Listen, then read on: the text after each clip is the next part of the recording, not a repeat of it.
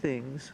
One is, what do you do with Wallace v. Bone, a North Carolina Supreme Court case that says the state legislature cannot represent the state? And I thought that that was the basis of the governor's claim that the law was that this representative law was unconstitutional. And two, I still don't understand what the conflict here is. The Attorney General has said, and it's not the governor, that the Attorney General is representing the State Board. Both the State Board and the governor and the Attorney General have taken the position that this law is constitutional, the same position you're taking. So where is the conflict?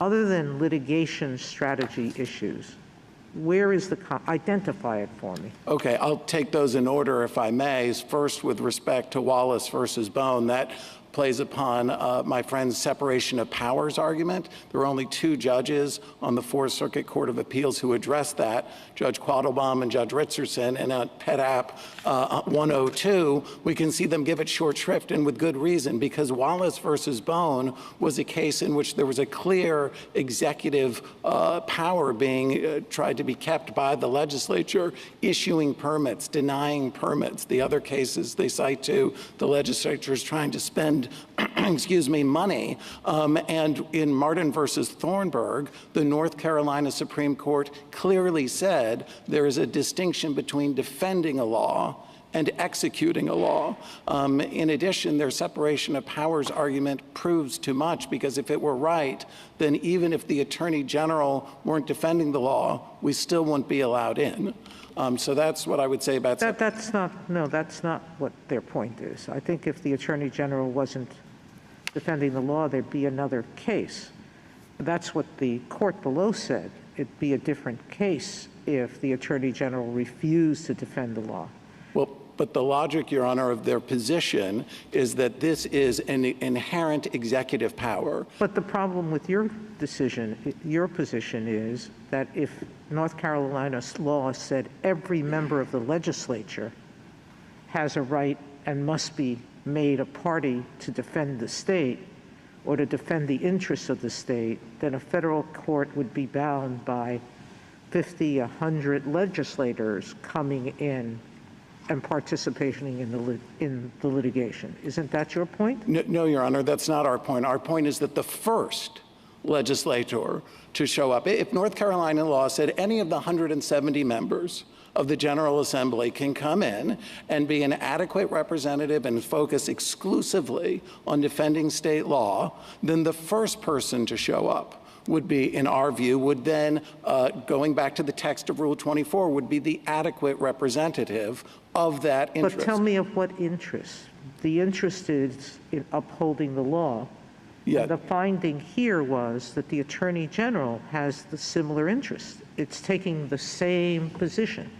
So why is the Attorney General inadequate to represent the same interest the legislators have in protecting the constitutionality of the law? Well, Rule 24 focuses on parties, not on lawyers. So the Attorney General's role here is not critical. What's critical is that the parties are the members of the State Board of Elections, and they have announced at Joint Appendix, page 203, that they have a primary objective of receiving clear guidance on what law, if any, will need to be enforced. And that's an administrative responsibility. And the court asked me, where is there the conflict? And we can see the conflict quite clearly at JA 366 footnote 8. There, in the run-up to the March 2020 primary, there was a flagrant violation of the Purcell principle. The Middle District of North Carolina, to hear their rendition while voting was going on, changed the rules. And that's not right. There was a small window of time before voting started. But the bottom line is there was a flagrant violation of the Purcell principle with the rules being changed, and they have admitted that they did not seek a stay because of their administrative responsibilities, their concern about administrative convenience and ensuring that the election went smoothly. And so that's an instance in which these two interests— Didn't in the state court litigation, the same thing happened, and your present there, and you didn't make a motion either, did you? For two reasons, Your Honor, a factual reason and a legal reason.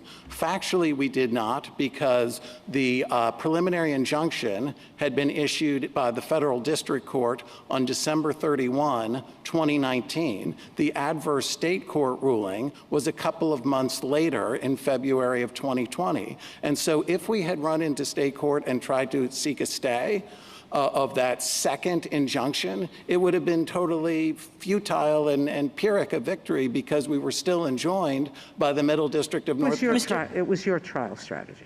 No, it would have been Pyrrhic. There would have been no purpose to doing it because they had already decided to allow the preliminary injunction to stay in place. In addition, there's a legal difference too, which is there's a dispute as to whether the Purcell principle applies to state court judges, and there's no dispute that it applies to federal court judges. Mr. Thompson,